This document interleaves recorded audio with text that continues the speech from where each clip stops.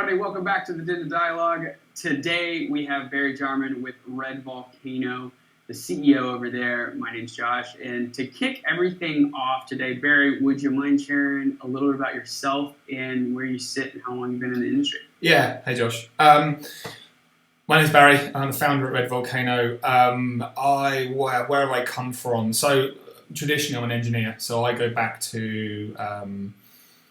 I actually counted it the other day. It's been 38 years since I started coding. Right, so that's how far back it goes. The usual route in the UK, college, university, and then I got into web development around about 1998. That kind of gave the first dip into, because most web development agencies at the time actually were part of larger marketing agencies, and so that gave me the first dip into, okay, this is how an agency operates. Didn't even know at the time that was called buy-side. But you know, that was the thing that happened I was involved with. And then a very quick fast forward to about 2011, when as a software developer I started working for a company called Switch Concepts, who are an ad server company based in Southampton on the south coast of the UK. Very quickly the founder realised that whilst I was hopefully quite an intelligent guy, I can't write code for toffee. And he was like, how about you kind of get involved with product instead? I was like, yeah, that sounds cool. Anything that involves me not writing code. And Switch went on to be the fastest growing tech company in the UK. No, second fastest tech growing company in the UK 2 years in a row. And then I joined at like employee number 7, 8. When I left, it was like 180 something. So that was my kind of, this is ad tech, this is the supply side of ad tech, these are billing algorithms. One of the pieces of code I wrote was the very first integration to AppNexus from a third-party ad server. From there, I went on to, am I supposed to be giving my background or background in Red Volcano? Okay, the entire story and where we're at now. Yeah, cool. So after that, I was always told, yeah, you're definitely the guy that's going to go out and start his own business. And I kind of partially believed these people when they told me, but I kind of felt like I wasn't quite there, and I wanted to carry on doing something in ad tech. So I thought, right, I need one more role. I need one more. Where can I put myself that actually I'm going to be at the forefront and learn a load? Then I went to IP on Web. For those that most people should have heard of IP on Web. If you haven't, they're the largest engineering company in ad tech, quite bluntly. I was the head of supply. I was there helping build SSPs, ad servers, that kind of thing. And then in 2017, we parted ways and I started Red Volcano. A little bit about what Red Volcano is. So we are a business that supports the supplier side of ad tech rather than kind of being inside the ecosystem of, we're not an intermediary. We are sitting outside the ecosystem, supporting it with certain tools and platforms. So our main platforms help SSPs, networks, intermediaries, ad server businesses to locate better supply. That is kind of the broad statement about what we do, but actually what does it really mean to find better supply? If you lift the hood on what we do, it actually goes back to about 2008 when I was running a kind of SEO type operation, and a client of mine came to me and said, we want to get hold of a copy of every restaurant menu on the south coast of England. All right, can you do it? I said, yeah, it's really cool. What you do is have all these little terminals in the restaurants and people can go online and book it. It's like, no, we just want to scan the menus and put them online. I went, no, you should do this. And then Just Eat went off and did their thing, and I was like, okay, well. But anyway, he said, can you find this? And I was like, yeah, we can write some scripts that can go and find these websites and go to Google and go to Yahoo local directory and go to these other places and build this database for you. So that was kind of the core where it started. And then about 2012, excuse me a second, bit of windy pops. About 2012, OpenX used to have a free ad server. If you're grey-haired enough and you remember back that far, OpenX used to have this open source ad server.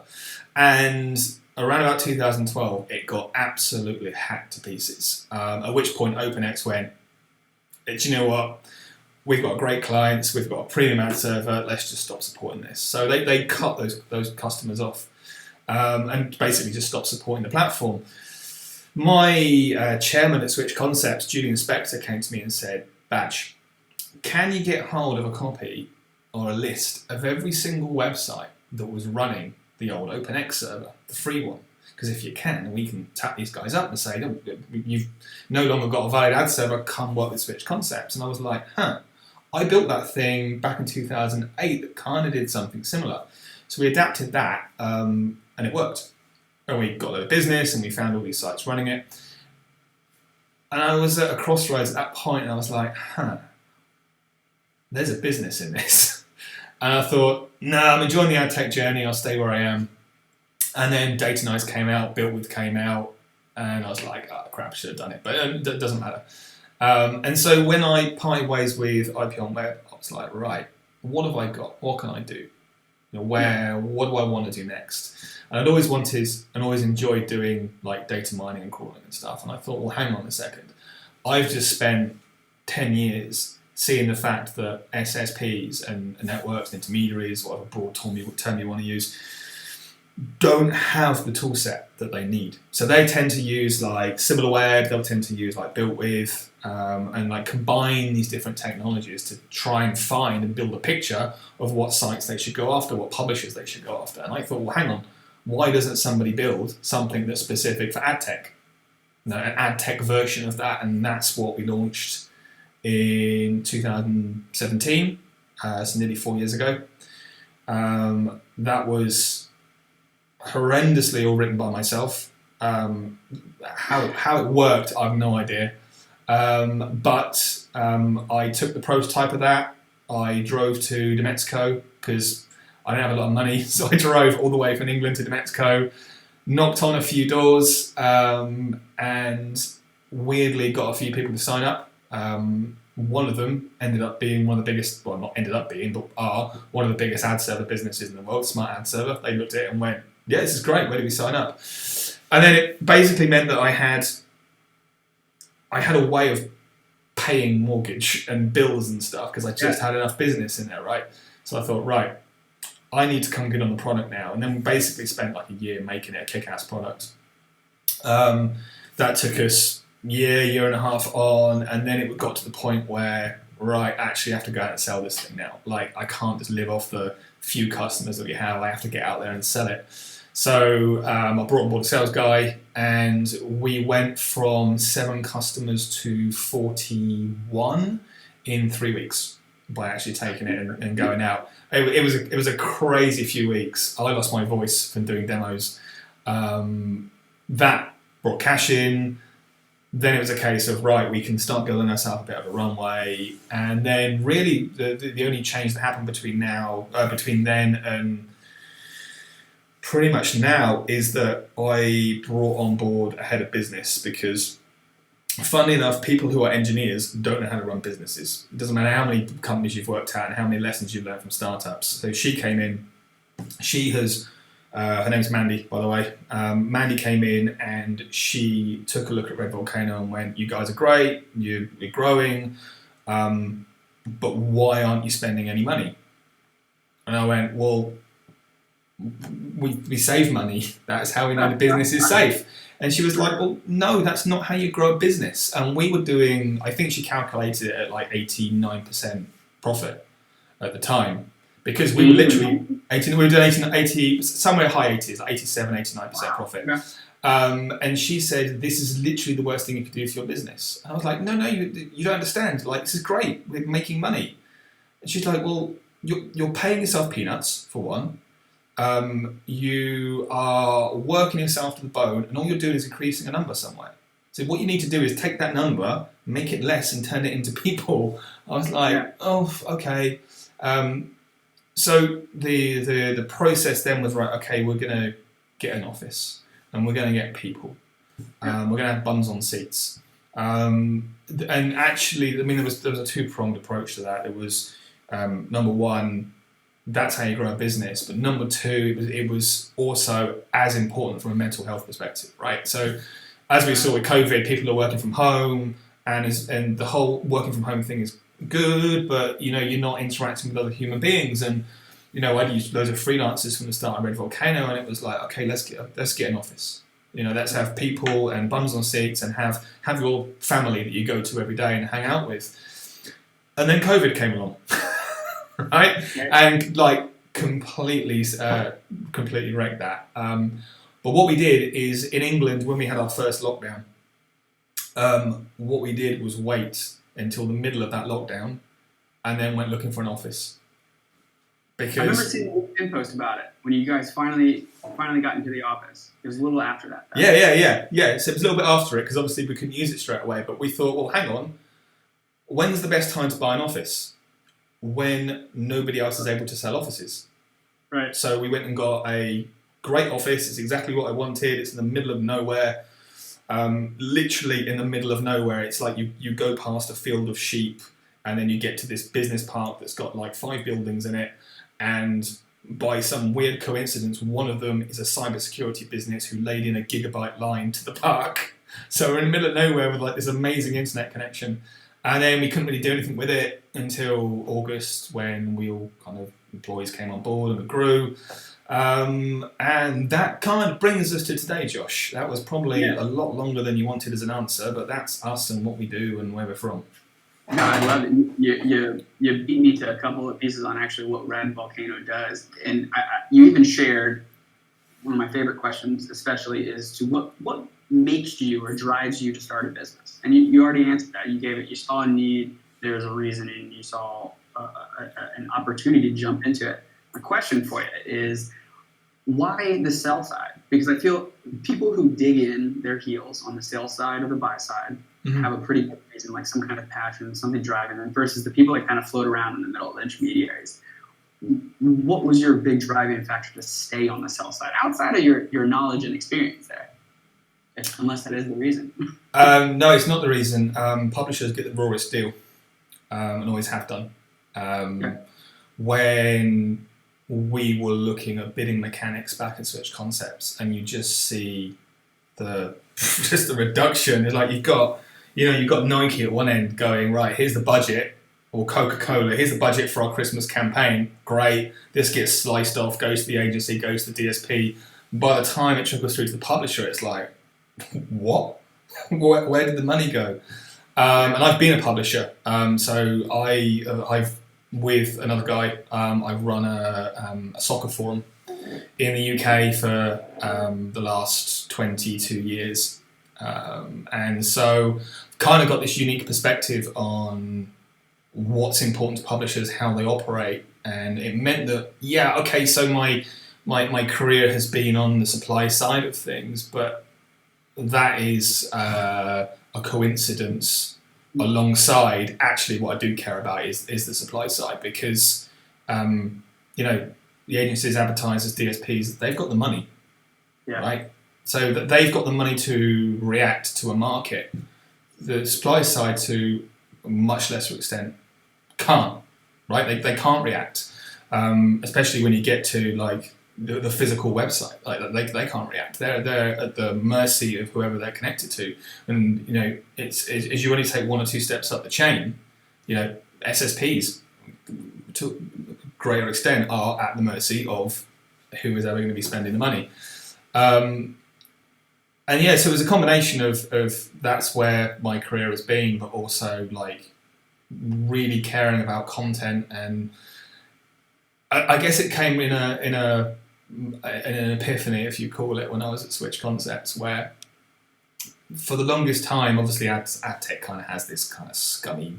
If you look at it from the outside, people think ad tech scummy, delivering adverts and tracking me, and there were two really important things that happened, and it's kind of like this epiphany. Number one, when somebody says to me, "Oh, they track me everywhere," I always say, "Nobody cares about you. Don't flatter yourself. It's not you. You have a data signal about you. You went and looked at that washing machine on the Waitrose, whatever website, John's website. They're not targeting you. They're targeting the fact that you have something about you. That's it. They don't care what colour your hair is. They just care that you went and had a look at the BMW website." And there was a second one, but it's gone. No, it's gone. Whatever the second one was. No, we're talking about people's. The epiphany. So, and the other one was that this cash that flows through to websites. The vast majority of websites, if you look at it like the long tail, the vast majority of websites are people like you and me who just knock up a website and maintain it over many years. Okay, yeah, you've got the upper end of tier ones where where they're turning over the multiple tens of thousands per month and even more than that. But you very quickly drop off that curve, and you very quickly get into the $5,000 all down to $5 a month. In that area, if these guys weren't making some kind of cash from their content, they wouldn't do it. And when you look at the upper end of tier one and you realise that the majority of these sites, particularly when they're news websites, has content that is, for want of a better word, curated by whoever the media owner is. Like, when I mean media, I don't mean like Fox and whoever else. When this content is controlled and at the mercy of who is the group owner, you don't really get through to the independent content creators until you get to a certain level.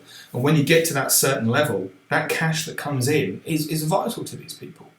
Yeah. Our soccer forum that we run, we probably, Steve and I, the guy I run it with, there's no way we pay for the service ourselves. We would have shut this down ages ago. And these guys would now be on Facebook. But they're not, because we have the advertising model in place. That gets us to pay for the servers. In the past, it's even got us to sponsor some players, which has been hilarious. But it means that we're able to maintain this content.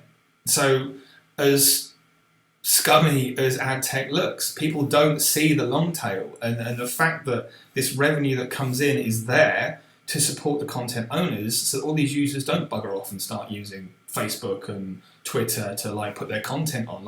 This content still exists. So to me, it was really important to be supporting a side of the industry that enables independent media to still exist and not just get consumed by these big media groups. Right. No, that's a really good point. And I think you've got a really unique perspective here too, because you're talking about the soccer forum. You're a publisher. Yeah. And then you are also in the scummy ad tech space. You're in both sides, right? Could I just take a moment to clarify that I'm not referring to any of my customers as scum? No, of course. I am very much talking about people on outside of ad tech that don't understand it looking in. Yeah. Yeah. The perception of what people think, but at the end of the day, yes. they're doing a lot of work for publishers. So having that point of view on both ends, what kind of advice would you give to publishers, especially in the industry right now, the way it is, how vast it is, and I think even how it's changed from 2020 to 2021? Yeah.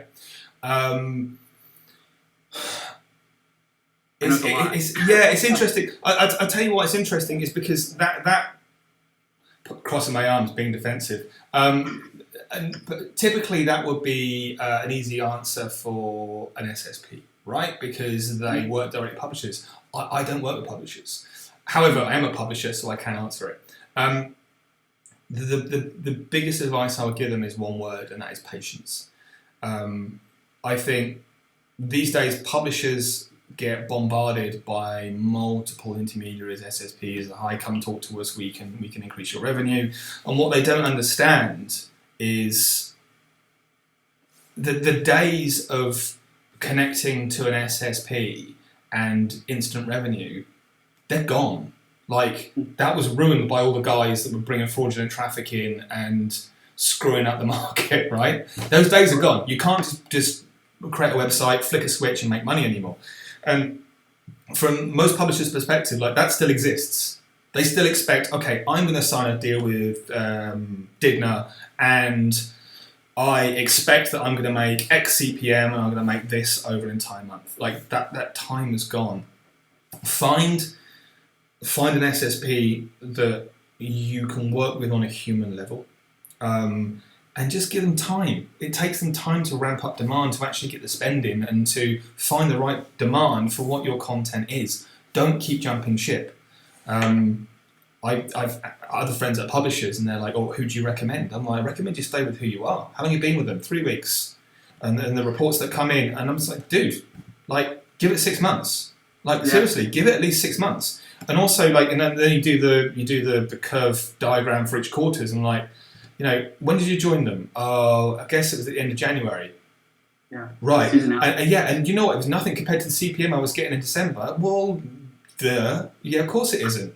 And I have to sit and explain to them that the people who have the money still spend it like they're buying magazine placements, like they're buying adverts on the side of buses. Like the budget is still spread out like that for the year. And I would say be patient.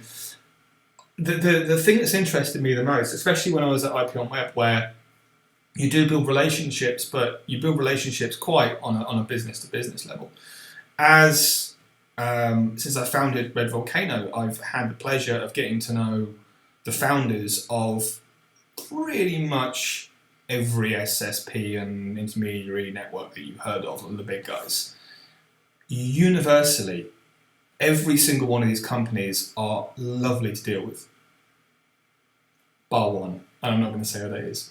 But you know who you are if you're watching this. But and in fact, I mentioned this company to somebody else on a call the other day, and literally as I went to say their name, they said the name as well, and I went, "Oh, that's interesting."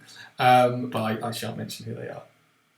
I should put it on the whiteboard behind me as like a subliminal thing.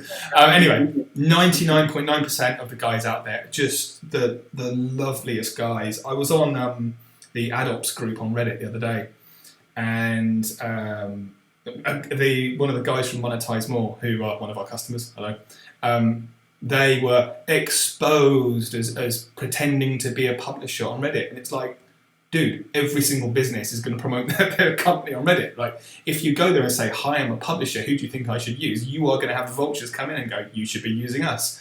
And I felt really sorry for them. Like, these guys are really digging into them. I'm like, "But you don't know, Monetize More, really lovely company. Like, I really enjoy working with them." And then I was reading through the comments, and there was, "Hi, I am the founder of a company that is a competitor to Monetize More called Ad Valley." I went, "Oh, it's Doug. It's the founder of Ad Valley. I know Doug. That's great." And it was kind of like reading through these comments, and I realised, like, everybody is, bar that one company, everybody is really nice. And so from a publisher's perspective, find someone you can work with. Right? Yeah. Because you are going to need to have a relationship with these people. You're not signing up for any mobile phone contract or something, right? You're signing up to build a relationship with a company that are going to send you dollars, right? Yeah. Find somebody that you can work with and be patient with them and build that relationship, and you will see the returns. Yeah, I think that's awesome advice. Obviously, I'm a little biased being on the diDNA side, but I really do. I think we see that patience is a virtue in the ad tech industry. So I appreciate the awesome advice for them. And it's been a pleasure working with you too, for the time that we have been with you. What, for the publishers watching, easiest way to get connected with you? That could be social, email, the website. I will amend that question for you, because publishers don't work with us. Obviously, our customers are SSPs and intermediaries, etc. So just to adjust that question slightly, the easiest way of getting in contact with us is to go to our website. To be honest, we know that we've got the largest database of supply-side ad tech companies in the world, because we've had people come and ask us for our database. You've probably heard of us already. You've probably spoken to somebody in our team, and if you haven't, then redvolcano.uk, go to the website. You can see a video that is very outdated of what our product is. And then you can book a demo. I will go on a demo with you, and I will show you everything that's in there. And that's way people start working with us. I have to quickly add as well, in terms of working with companies, it would be rude of me not to mention companies that have a similar ethos to the way we work. And one of the reasons that Red Volcano love working with diDNA is because, well, for one, Deke is crazy, and he is 100 miles an hour, the same as I am. You know what it's like when we're on a call, right? We get on and we kind of tiptoe into this call, and before you know it, Deke and I are like this. An hour's gone past, and you're like, okay, thanks guys. I guess we should maybe catch up next week. Anybody in ad tech where you can build those relationships, it's fantastic. Particularly when you're not even looking at what the bottom line is. It's like, do you know what? Should we just build something cool? Should we go off in that random direction and build that really cool thing? It's like, yeah, cool, let's do it. And as a business owner, like I really appreciate those relationships. I've got 2 or 3 with them. There's a company called Zulu 5 in Switzerland. We've got a great relationship with them on that basis. And yeah, you guys are diDNA. So we really enjoy working with you because we get you and you get us. Yeah, appreciate it. Thanks, Barry. And Deke, I'm sure will love that too. Well, thanks for watching, everybody. If you got any questions or comments, go ahead and leave a comment for us. Of course, like the video as well. Barry, thanks again for jumping on, especially late on a Friday afternoon. No, it's a pleasure. I'm going to go and play Zelda now. Yeah, enjoy the weekend. Thanks, Barry. Will do. Cheers.